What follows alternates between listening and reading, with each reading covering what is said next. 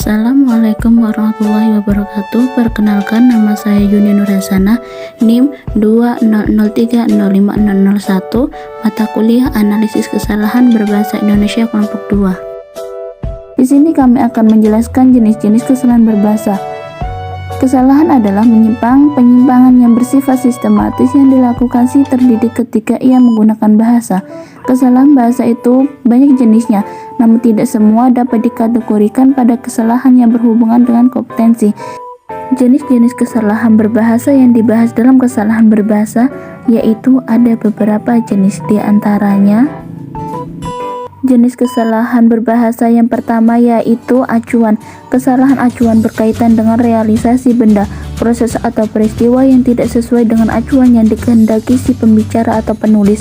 Untuk menghindari kesalahan terjadinya, sebaliknya pesan yang disampaikan harus jelas dan tidak menimbulkan tafsiran.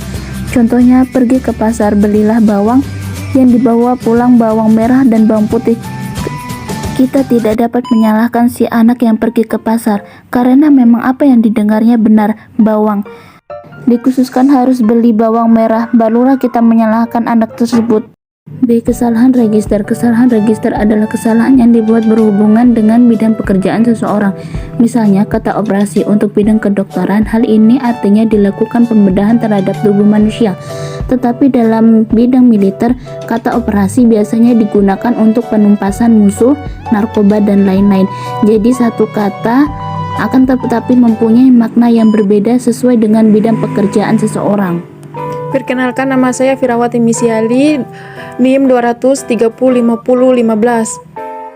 C. Kesalahan sosial. Kesalahan memiliki kata yang tidak sesuai dengan status sosial seseorang yang diajak berbicara. Misalnya, kepala desa mampus kemarin menggunakan kata mampus tidak pantas digunakan untuk manusia. Harusnya menggunakan kata meninggal, mangkat, wafat. Kesalahan kontekstual.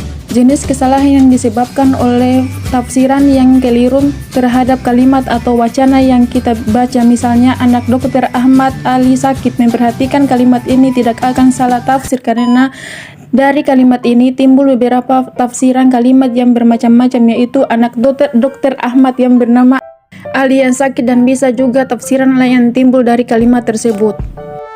Kesalahan penerimaan. Kesalahan yang ini biasanya berhubungan dengan kesalahan penerimaan pesan yang disampaikan oleh si pembicara. Hal ini disebabkan oleh 1. Pendengar yang kurang memperhatikan pesan yang disampaikan. 2. Alat dengar yang terganggu. 3. Suasana hati pendengar. 4. Lingkungan pendengar.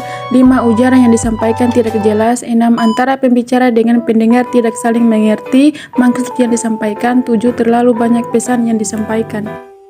Hai teman-teman, perkenalkan, nama saya Ningsih Kabu dengan NIM 203050008. F. Kesalahan pengungkapan.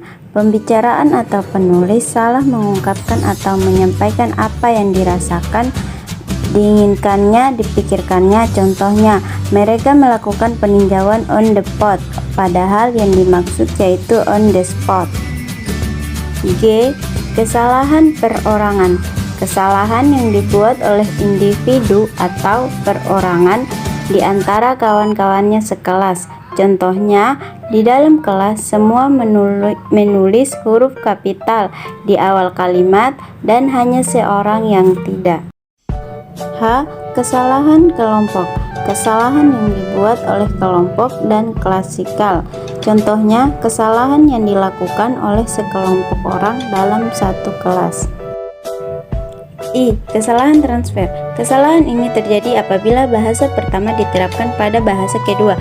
Adanya percampuran bahasa baik bahasa asing maupun bahasa lainnya. Contohnya, rumah si Ali terbakar. Pada kalimat ini, penggunaan katanya sudah bermakna punya. Jadinya, dihilangkan saja. Cukup rumah si Ali terbakar.